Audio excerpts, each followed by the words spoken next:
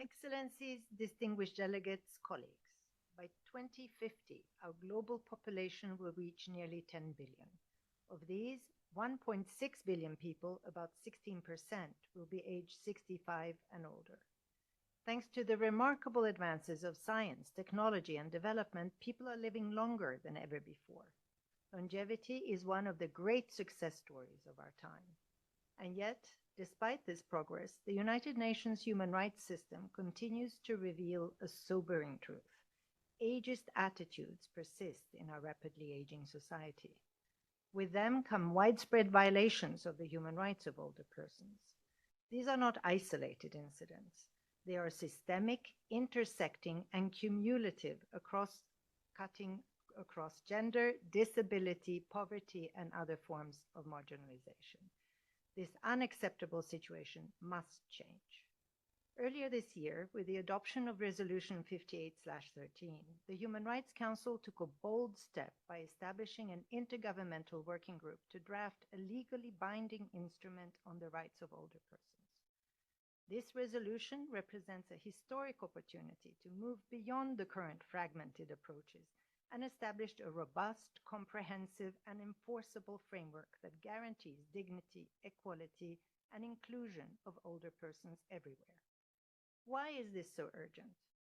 Because older persons are too often subjected to structural violence, abuse, and neglect through overt abuse and quiet acceptance of stereotypes that see them as dependent, less capable, or burdensome.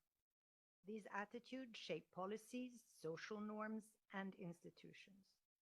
For many older persons, they translate into higher poverty rates, inadequate access to healthcare, caregiving burdens that fall disproportionately on women, and the weight of accumulated inequalities in education, work, and social protection.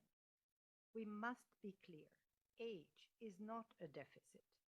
Older persons are not a problem to be managed.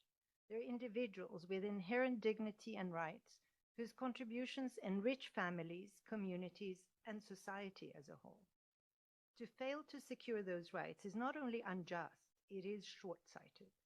We cannot build inclusive, sustainable, and equitable societies while leaving behind one of the fastest-growing segments of our global population.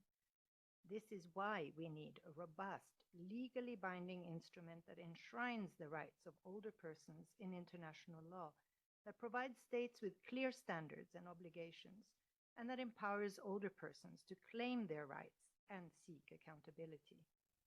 Such an instrument would not only close the normative gap, but also provide a framework to dismantle systemic ageism, address intersecting discrimination, and ensure older persons have adequate access to essential services, healthcare, social protection, education, and lifelong learning.